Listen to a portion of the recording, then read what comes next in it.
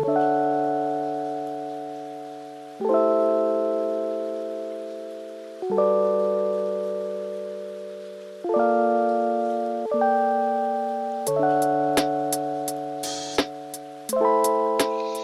bien, écoutez, bonjour à tous. Donc, moi, je m'appelle Catherine Girard.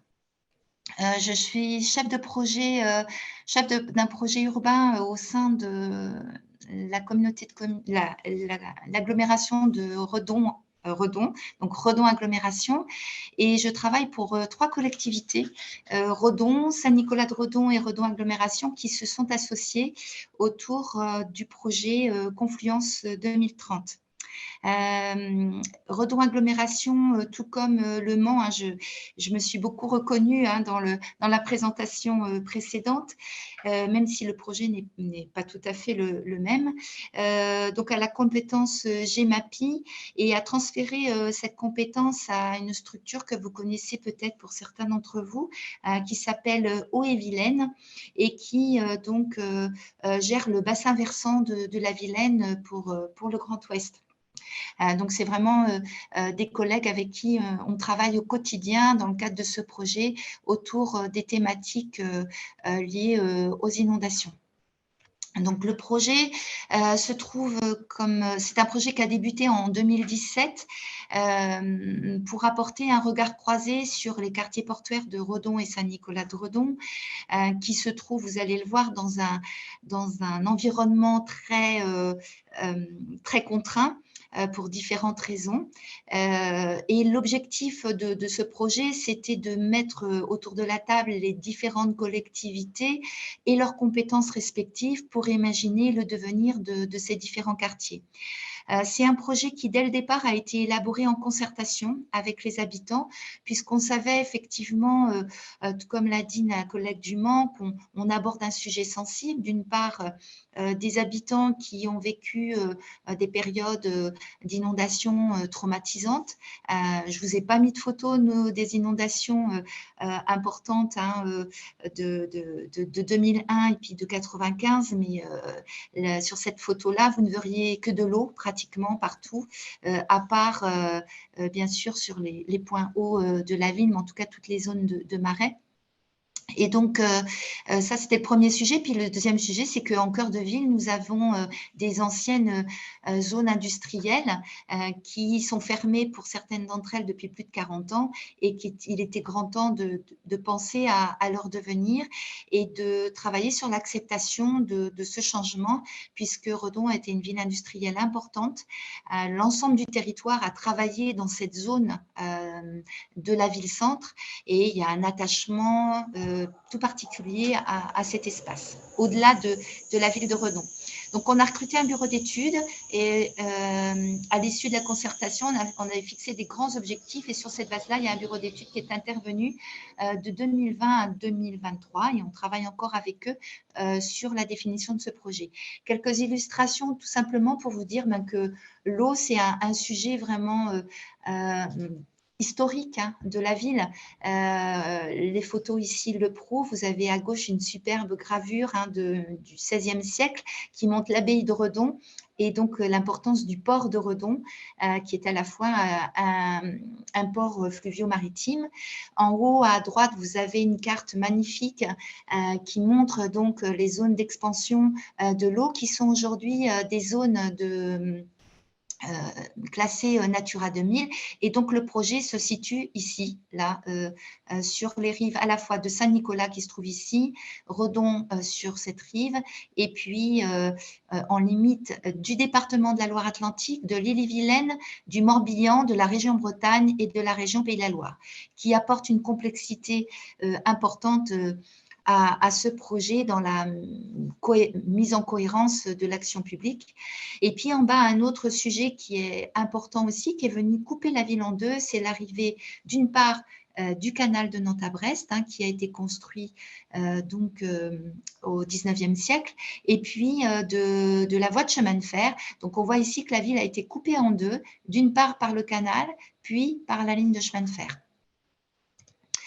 Donc, les enjeux autour de ce processus, c'était comment faire de l'eau un atout, puisqu'on est entouré d'eau, et puis de redonner une cohérence urbaine à l'ensemble de cet espace, entre les collectivités, mais aussi au sein de l'espace urbain de Redon, et comment assurer une transition culturelle et économique sur cet espace situé en cœur de ville.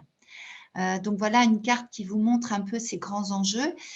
Donc on vient jusqu'à la confluence de la Vilaine qui est ici, et là on a l'Oust. Donc la Vilaine et l'Oust sont les deux plus grandes rivières de Bretagne. Avec ici donc le canal de Nantes à Brest, et vous voyez au travers de cette illustration que l'enjeu est vraiment de recréer des liens entre ces différentes zones qui en fin de compte rassemblent tous les grands services du territoire, que ce soit les établissements scolaires, les commerces, les services, l'hôpital, enfin bon, tout ce qu'on peut imaginer dans une ville.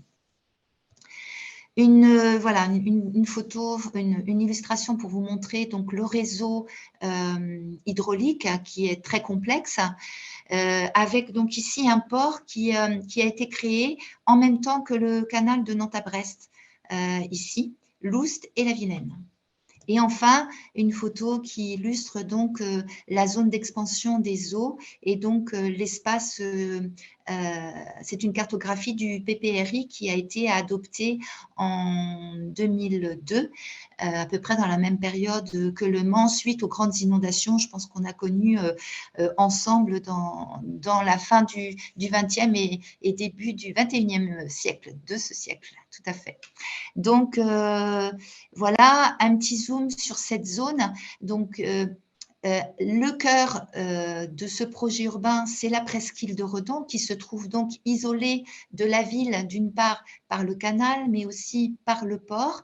Et donc, vous voyez en rouge et en bleu les différents zonages de risque d'inondation du PPRI, donc, qui a été approuvé en 2002. Et puis à droite, une photo d'inondation en 2014, mais bon, qui est sans doute moins parlante que les grandes inondations, mais il y a eu aussi beaucoup d'actions qui ont été menées à la suite des grandes inondations pour essayer de réduire les risques et protéger les habitants.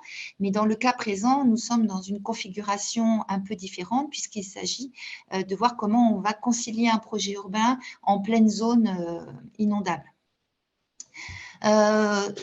Donc là, c'est le projet urbain, je ne vais pas le détailler dans le détail, je vais y revenir après. Lors de cette présentation, je vais vous parler donc plus particulièrement de cette zone-ci, mais en gros, il y a 3 grandes zones dans notre secteur. Il y a cette zone sur Saint-Nicolas par rapport aux problématiques inondations. On a ici cette zone sur Saint-Nicolas qui, elle, a fait l'objet d'une protection contre les inondations et qui aujourd'hui se met assure une mise aux normes et une réhabilitation de ce dispositif de protection. Et dernièrement, aujourd'hui, on est en révision de PPRI et cette zone se trouve en bande de précaution. Alors aujourd'hui, enfin, elle est déterminée comme telle dans les cartes que nous avons eues, qui ont été portées à connaissance, et ça nous pose un gros problème du devenir urbain de toute cette zone, qui était une zone d'habitat assez ancien, liée notamment à la construction du canal, mais avec une densité de population assez importante et des grandes activités. Ici, c'est des grandes surfaces et là des commerces et puis un ensemble de commerces le long du quai.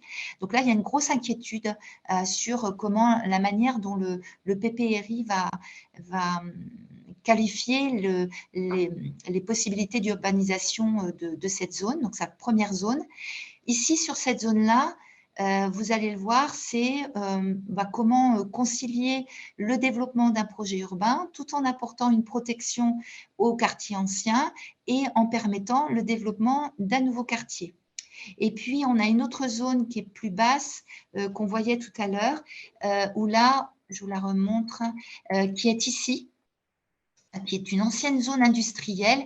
Et là, très clairement, le projet, c'est une requalification totale de l'espace avec achat des entreprises et renaturation à moyen et long terme de l'ensemble de cet espace. On verra tout à l'heure que ce n'est pas complètement le cas puisque la collectivité a fait le choix de maintenir quelques bâtiments pour des activités autour de projets fluviaux maritimes. Donc, le projet urbain, voilà, il est composé d'un ensemble d'opérations qui sont à la fois des opérations de requalification des espaces publics pour redonner de la cohérence à l'ensemble de cet espace, mais aussi de grosses opérations qui sont ici les 2 grands carrés d'aménagement mixte qui vont à la fois intégrer des espaces publics, mais aussi une programmation d'activités et de résidences. Et puis enfin, des projets qui sont tournés autour des activités nautiques et activités portuaires, puisque ce projet vise aussi à renforcer notre positionnement de port fluvio-maritime du Grand Ouest. Là, une diapo pour vous montrer un peu l'état d'avancement. C'est un projet donc, qui est en pleine vigueur, on va dire, avec des projets déjà réalisés que vous voyez ici en bleu, qui sont principalement des activités tournées autour de l'activité nautique portée par Redon Agglo, des projets autour de la requalification des espaces publics qui vont permettre d'engager des opérations de reconquête de friches industrielles. On voit notamment ici Léa Le Garnier et Léa Le Steff. Mais là n'est pas notre sujet. Donc, la presqu'île, vous voyez, elle est ici, on a la Vilaine ici, le port, le canal, zone Natura 2000. Les zones inondables, elles viennent jusque dans cette zone ici. Elles viennent sur le quai ici et sur le quai de l'autre côté et bien entendu sur la zone de Marais. La friche industrielle de Garnier, elle se trouve sur un point haut et n'est pas concernée par le PPRI actuel et sans doute aussi le futur, d'après les cartes que nous avons vues. Elle n'est pas inondable. L'ancienne usine, en fin de compte, recouvrait l'ensemble de cet espace. Il y a déjà eu un premier projet ici qui est un multiplex cinéma associatif de cette salle et qui est un équipement culturel majeur du territoire de Redon Agglomération. Donc voilà le projet dans ses grandes lignes qui à la fois se compose, le but c'est de protéger les habitants, mais de permettre un accès protégé à cette zone constructible en miroir avec une zone de marais Natura 2000. Donc, on a une composition, donc ça c'est une fiction, on va dire, 3D, où on voit ici donc l'usine. Il y a un maintien des grandes halles pour partie conserver destruction des déchets et maintien de ces grandes halles, avec pour partie une grande halle parapluie qui est donc intégrée à la dimension espace public, et puis une programmation mixte de résidences et d'équipements tertiaires. Donc là, on le voit un peu plus en précision. Vous voyez ici le pointillé de la surface de l'espace urbain, avec donc cette volonté qui est liée notamment à la concertation. Donc là, on voit bien aussi l'appropriation, comme l'a pu l'expliquer tout à l'heure la collègue du Mans, une volonté que ces espaces sensibles restent majoritairement des espaces publics, parce que ce sont des espaces tout à fait intéressants à tout point de vue, paysager, mais aussi social, mais aussi environnemental. Et donc, on a essayé de satisfaire à l'issue de la concertation cette volonté de ne pas venir apporter sur l'ensemble de l'espace déconstruit une constructibilité importante, alors que ça aurait pu être le cas. On est vraiment sur une mixité d'usage. Aujourd'hui, on est en phase de réalisation avec des études préopérationnelles, études diag, études structure pour la mise en œuvre de ce projet-là. Donc là, vous voyez un espace 3D. Donc la première phase va consister en l'aménagement des espaces publics ici et puis une première viabilisation pour des résidences qui pourraient venir se mettre en façade de la Vilaine sur ce qu'on appelle le chemin de la Marée. Voilà, donc l'esprit de l'aménagement urbain où le végétal va vraiment revenir prendre sa place pour faire espace de transition avec la zone de marais de l'autre côté, qui est un espace cultivé. Et puis, excusez-moi, et puis l'espace urbain proprement dit et le port. L'autre problématique pour permettre la constructibilité de cet espace, c'était d'apporter une circulation permanente à cet accès tout en apportant une protection aux habitants. Donc là, c'est l'aménagement qui est en cours, aménagement de l'espace urbain.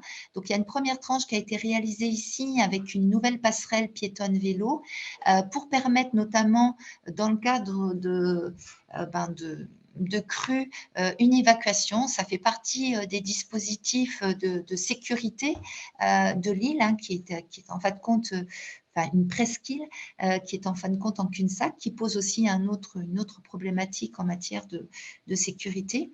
Et puis donc là, un aménagement qui est en cours ici, qui concilie à la fois un aménagement urbain à une protection. Donc là, c'est l'espace tel il existe aujourd'hui. Il n'a pas beaucoup bougé hein, depuis des siècles, je dirais. Ici, avant, on avait des 3 mâts, puisque c'était un port fluvio-maritime qui a été remplacé par des bateaux de plaisance. Vous voyez, pas très attractif. Et donc, le projet, c'est de venir vraiment revaloriser ce port et que cette promenade fasse lien avec les zones piétonnes du centre-ville pour étirer le centre-ville de Redon jusqu'à la pointe de la Croix des Marais, qui est vraiment la proue de cette île, très fréquentée d'un point de vue touristique, mais aussi par tous les habitants du territoire. Et donc là, dans le projet urbain, on intègre la protection, donc là, une coupe de l'état actuel et une coupe de l'état futur, où en fin de compte, on vient redresser la voie, on installe donc cette grande promenade de 4 mètres et on crée des gradines pour rehausser la voie, mais surtout pour intégrer un premier niveau de protection des habitations sur lequel on pourra venir poser des protections amovibles en cas de crue importante. Donc, la création de cet espace urbain s'est vraiment fait de manière très étroite avec donc l'EPTB, Eaux-et-Vilaine, qui s'appelait avant EPTB, pour vraiment concilier ces deux aspects. Donc là, quelques diapos. Il vous reste 2 minutes environ. Hein. Ouais. Je suis presque au bout. Donc là, quelques illustrations qui montrent la problématique inondation sur la zone de la digue et puis, comme je disais tout à l'heure, la zone industrielle. Et enfin, ici, les différents dispositifs qui ont été mis en place pour effectivement permettre d'apporter une protection à ce nouveau quartier et à cet ancien quartier. Donc, le système de protection fixe et amovible, et puis une station de pompage qui est installée ici, qui, en cas de crue, va permettre de déverser les surplus d'eau dans le bassin de la Vilaine. On a profité de cet aménagement pour revoir complètement le système de gestion des eaux pluviales. Et puis, ce quartier ici, qui va faire partie d'un dispositif de protection individuelle, le dispositif à l'abri dont qu'on n'a pas encore évoqué aujourd'hui, qui va donc se déployer sur l'ensemble de notre territoire, sur les zones où il n'y a pas de protection créée par la collectivité. Voilà, donc quelques photos. Là, c'est une photo des protections amovibles qui s'installent donc sur la zone, et puis donc une photo des travaux en cours. La création d'un merlon qui va venir se positionner ici et qui empêchera donc le remontée des eaux. Il se trouve que là, juste au-dessus, on a des bâtiments en bois qui ont été construits vers les années 80, qui sont en zone inondable et qui, dans le cadre du projet, sont voués à disparaître puisque trop compliqués à gérer en cas d'inondation, puisqu'ils sont dans une zone du PPRI à fort coefficient. Voilà, donc vous voyez en synthèse ce que je vous ai expliqué tout à l'heure. Par rapport au prix du foncier, moi je voudrais juste rajouter, donc ça c'était le dispositif à l'abri qu'on est en train de déployer. Et puis de l'autre côté, côté Saint-Nicolas, un autre choix qui a été fait pour une zone industrielle qui se trouvait donc dans une zone très concernée par les inondations, c'est l'achat par le conseil départemental de Loire-Atlantique d'une ancienne usine qu'on appelle aujourd'hui le Transfo. Donc, c'est un espace ENS qui fait l'objet d'une renaturation et d'une reconquête de la nature sur l'espace urbain, comme vous pouvez le voir en bas là sur une des illustrations. Donc, une autre façon aussi de gérer les problématiques d'inondation en éliminant complètement la possibilité de construire et d'apporter une constructibilité. Et donc, dernière photo donc, de la zone portuaire, donc à la confluence de l'Oust et de la Vilaine. Et donc, dans cette zone-là, on est dans une démarche de renaturation. Donc, un certain nombre d'établissements ont été transférés, des bâtiments achetés par Redon Agglomération.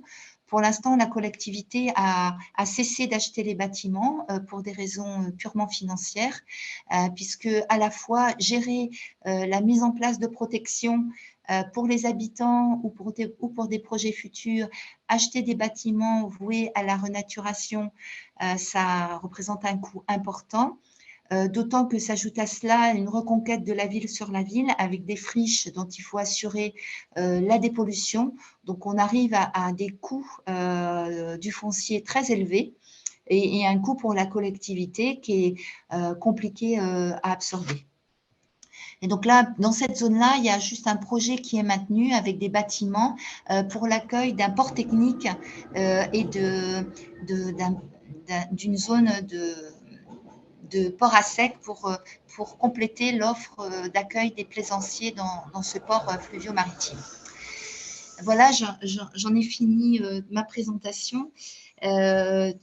Bon, moi, je ne suis pas une spécialiste des problématiques d'inondation. Ceci dit, à travers mes différents métiers que j'ai pu exercer jusqu'à maintenant, c'est un sujet qui a toujours accompagné tous les projets sur lesquels j'ai pu travailler, que ce soit à la région Bretagne ou ici maintenant au niveau de Redon.